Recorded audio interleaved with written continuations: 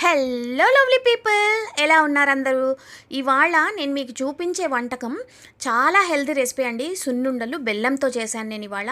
మనకు మామూలుగా నెలసరి అప్పుడు, తర్వాత బాలింతలకి, తర్వాత మన పిల్లలు వీక్గా ఉన్నప్పుడు, బ్యాక్ పెయిన్ రాకుండా, మనం రోజంతా హుషారుగా మన పని మనం చేసుకోగలగడానికి, బోన్ స్ట్రెంత్కి అన్నిటికీ ఈ సున్నుండలు చాలా మంచిదండి. మీకు కనుక నా వీడియోస్ యూస్ఫుల్గా ఉంటే తప్పకుండా సబ్స్క్రైబ్ చేసుకోండి నా ఛానల్కి. సో ఈ బెల్లం సున్నుండలు ఎలా చేయాలో నేను ఇవాళ మీకు చూపిస్తాను. ముందుగా ఒక బాణట్లో మినపగుళ్ళు ఒక కప్పు తీసుకుని వీటిని బాగా డ్రై రోస్ట్ చేసుకోవాలండి. ఇవి మంచిగా కలర్ మారి ఎర్రగా వేగాలన్నమాట. నిదానంగా సిమ్లో పెట్టుకుని వీటిని నిదానంగా వేయించుకోండి. వేయించుకున్న తర్వాత వీటిని మనం ఏం చేస్తామంటే ఆ రంగు మారాలి, బాగా మంచి రంగు రావాలి, అంతవరకు వీటిని వేయించుకోవాలి. సిమ్లో పెట్టుకుని చక్కగా నిదానంగా వేయించుకోండి.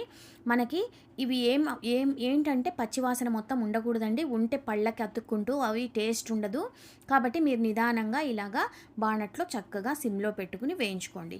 ఈ మినపగుళ్ళు ఎంత కొలత తీసుకున్నారో అదే కప్పుతో అరకప్పు బెల్లం అయితే సరిపోతుందండి. అరకప్పు నుంచి 1/4 కప్పు అయితే సరిపోతుంది. మరీ ఎక్కువ తీపున్నా తినలేం కదా. సో 1 కప్పు మినపగుళ్ళకి అరకప్పు నుంచి 1/4 కప్పు బెల్లం అయితే సరిపోతుంది. మీరు వీటిని చక్కెరతో కూడా చేసుకోవచ్చు. చక్కెర కూడా ఇదే కొలత అండి. చక్కెరతో కూడా అయినా కూడా మీరు చేసుకోవచ్చు. ఇప్పుడు చూడండి, ఈ మినపగుళ్ళు బాగా వేగిపోయాయి, మంచిగా రంగు మారాయి, మంచి బ్రౌన్ కలర్ వచ్చాయన్నమాట. సో మంచి బ్రౌన్ కలర్ వచ్చాక వీటిని మనం బాగా చల్లారనివ్వాలి. బాగా చల్లారాక వీటిని మనం మిక్సీలో పోసుకొని పొడి చేసుకుంటాం అనమాట. చూడండి, చక్కగా కలర్ మారిపోయి బ్రౌన్ కలర్ అయ్యాయి మినపగుళ్ళు. అంతవరకు మీరు నిదానంగా ఓపిక్గా వీటిని వేయించుకోవాలి. మాడకూడదు మినపగుళ్ళు. చక్కగా ఇలా మంచి రంగు వచ్చే వరకు సిమ్లో పెట్టుకుని మీరు వేయించుకోండి. కొంచెం ఓపిక్గా చేసుకోండి, ఇవి అప్పుడే టేస్టీగా వస్తాయి. ఇప్పుడు మనం చల్లారిన మినపగుళ్ళని ఒక మిక్సీ జార్లో వేసుకుని దీన్ని మనం పౌడర్ చేసుకోవాలండి. ఆ కాలంలో అయితే రోట్లో వేసి దంచేవాళ్ళు, మళ్ళీ జల్లించి మళ్ళీ దంచేవాళ్ళు. ఇప్పుడు మనకి అన్నీ మిక్సీ ఉంది కాబట్టి మనం మిక్సీలో వేసేసుకుంటున్నాము. ఇప్పుడు దీన్ని మిక్సీలో వేసుకుని చక్కగా పౌడర్ చేసేసుకోవాలండి.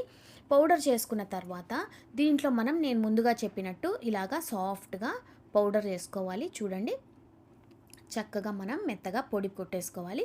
తర్వాత మనం ఈ 1 కప్పు మినపగుళ్ళకి నేను చెప్పినట్టుగా అరకప్పు బెల్లం నేను ముందుగానే తీసుకున్నానండి. దీంట్లో నేను రుచికి ఇంకొంచెం డ్రై ఫ్రూట్స్ కూడా వేశాను. కొంచెం బాదం, కొంచెం జీడిపప్పు వేశాను. మీరు కావాలంటే వేసుకోవచ్చు, లేకపోతే లేదు. దీంట్లో ఏలకులు కొన్ని వేసాను, ఒక 2-3 ఏలకులు వేసాను. దీంట్లో నేను అరకప్పు బెల్లం కూడా వేసేసి ఇప్పుడు మనం మిక్సీ ఇంకోసారి మెత్తగా దీన్ని పౌడర్ అయ్యేటట్టు ఈ బెల్లము, ఈ యాలకులు, తర్వాత మనం వేసిన డ్రై ఫ్రూట్స్ అన్నీ కూడా బాగా మెత్తగా అయ్యే వరకు మిక్సీలో మనం ఇంకోసారి మిక్సీ పట్టుకోవాలి. ఇది మనకి బెల్లం కొంచెం చిన్న చిన్న ముక్కలుగా తుంచుకుంటే తొందరగా బాగా ఇలాగ చక్కగా పౌడర్ వచ్చేది. ఇప్పుడు కలర్ మారింది కదా, మనం వేసిన బెల్లం కూడా ఇప్పుడు దీంట్లో చక్కగా మిక్స్ అయిపోయింది. ఇప్పుడు మనం ఏం చేస్తామంటే మంచి నెయ్యి తీసుకొని నెయ్యిని మనం బాగా స్టవ్ మీద పెట్టుకుని కొంచెం వేడి చేసుకోవాలండి. వేడి నూనె అంటే గోరువెచ్చగా ఉండాలి. గోరువెచ్చగా ఉన్న నూనె మనం దీంట్లో ఈ పొడిలో వేస్తే మనకి ఏంటంటే బెల్లం కొంచెం కరిగి మనకు ఉండలు కట్టడానికి సౌకర్యంగా ఉంటుంది. మనం ఇప్పుడు దీన్ని ఒక బౌల్లోకి తీసేసుకుందాం. మనం వేసుకున్న బెల్లం, మినపప్పు మిశ్రమాన్ని ఒక బౌల్లోకి తీసుకోండి. తర్వాత మనం నెయ్యి కొంచెం వేడి పెట్టుకోవాలన్నమాట.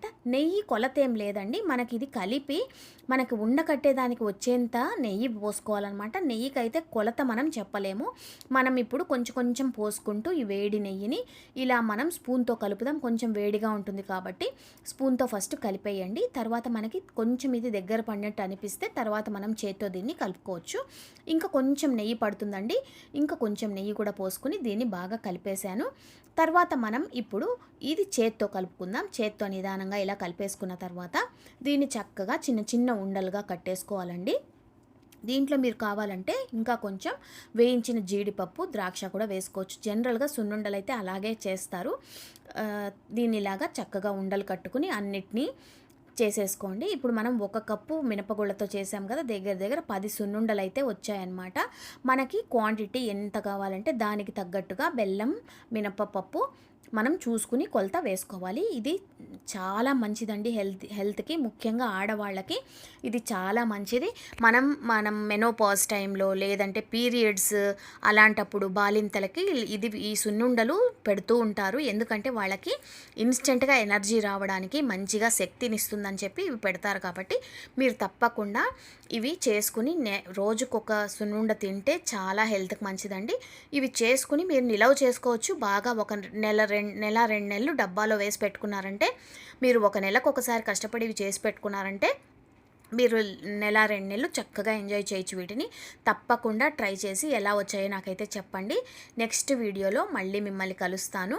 అంతవరకు ఉంటానండి. మీ విజయ్.